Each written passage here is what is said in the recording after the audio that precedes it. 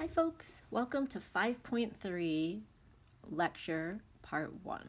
So 5.3 is titled The Fundamental Theorem of Calculus. And what we're going to do here is we're going to start with the average value theorem for integrals, which we talked about at the end of 5.2.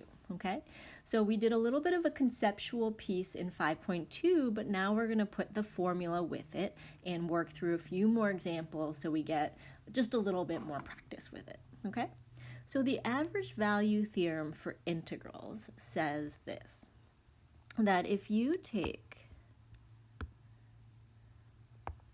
1 over b minus a and you multiply it by the integral from a to b of f of x dx, that what you'll get is not c that I put in the other video, and I want to make that correction. Not c, because c is an x value, but rather f of c. So we want the y value, okay? And again, f of c gives you the y value of the rectangle that has area equal to the area from a to b of f of x dx, okay? So that's what that means again. That number we get at the end is the y value of the rectangle that has the same area as the integral that we're looking at. Now, for those of us who are more with area like length times width of a rectangle, another version of this formula that might be more helpful is sometimes people say f of c, that's the y value, times b minus a, that's the length of the rectangle. So again, this is the height times the length, and that's going to equal the area from a to b of f of x dx, okay? So either version of that formula is fine, but a lot of times, as we'll see in the next few problems, we're looking for f of c, so that's why this version tends to be more popular in textbooks or when you look up the formula, okay? But it's not wrong to use the other one. You just have to remember to divide by b minus a when you're done. So let's take a look at example 1. It says, given that f of x equals x over 2 over the interval 0 to 6. Now I want to clarify that x is what 0 represents. Like 0 is an x value, so we could call that x1.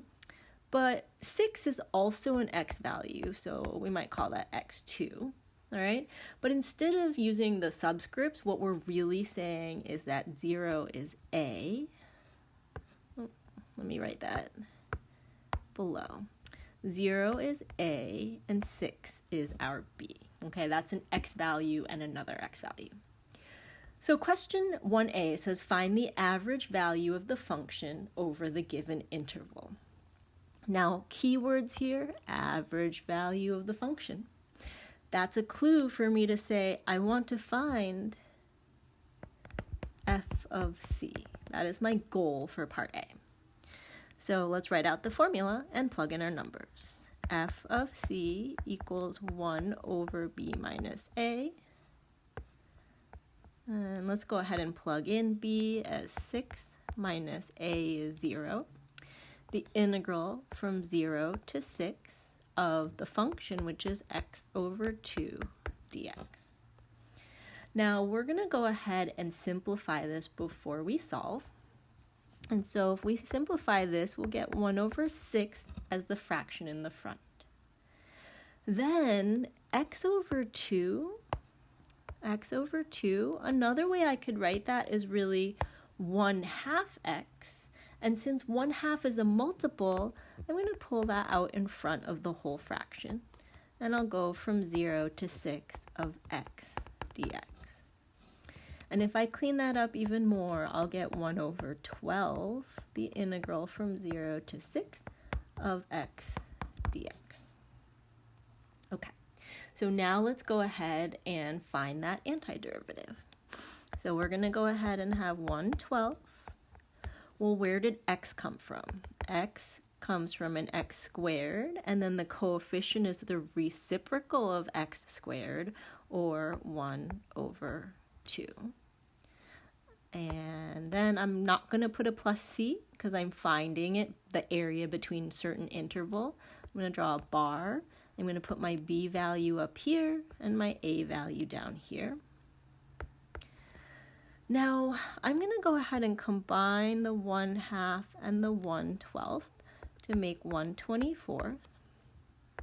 And then I'll have my 6 squared minus 0 squared on the inside. That'll give me 36 over 24, or I can actually just reduce that to 3/2. And that is what equals our f of c. Okay? So f of c really means plug everything into the equation, and the height of the rectangle that has the same area is 3/2.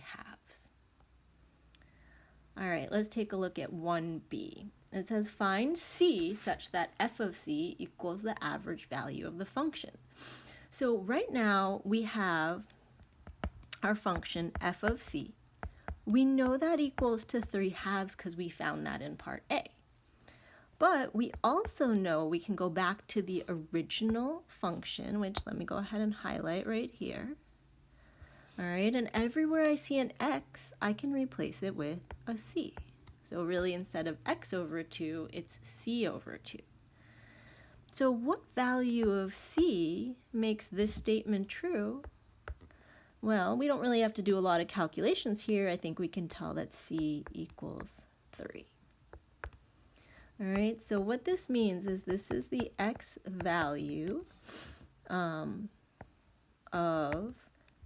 f of x that has a y value of 3/2.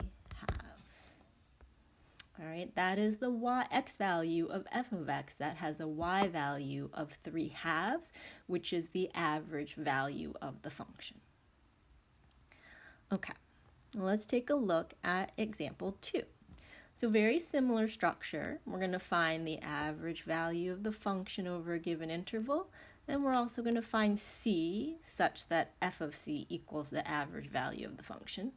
But the function that we have this time is a little bit more complicated. So it's not just x over 2, but it's 2x squared minus 1. And if we look over here, we've got our a and our b. Our 0 is our a, that's where we start. And then 3 is our b, or where we stop finding the area. Okay, so let's go ahead and set up our equation for 1, this should say a. So f of c equals 1 over b, which is 3, minus a, which is 0, times the integral from 0 to 3 of 2x squared minus 1 dx.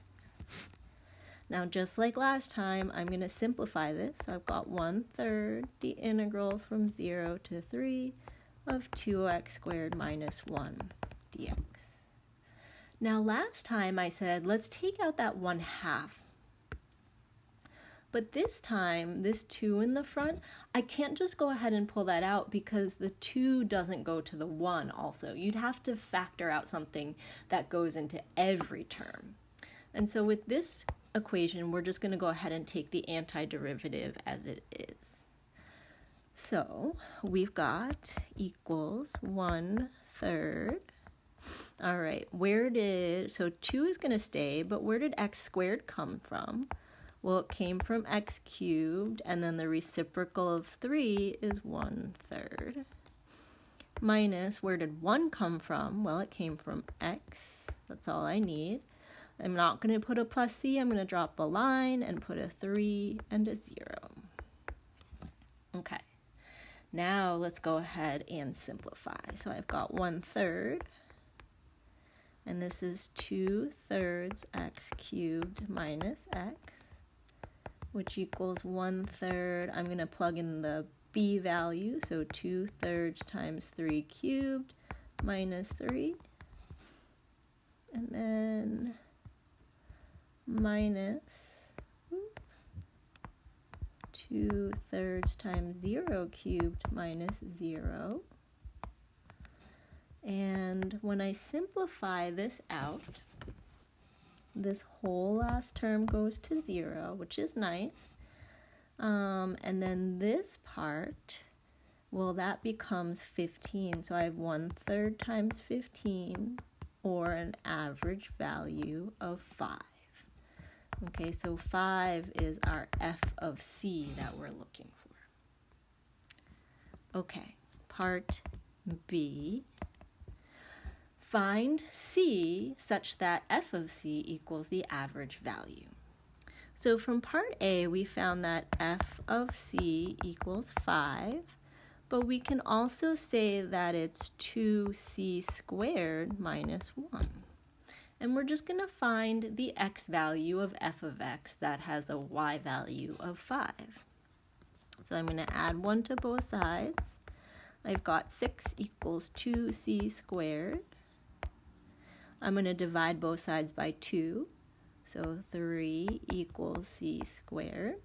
And I'm going to take the square root. And I'm going to remember when I take a square root, I have to have that plus or minus.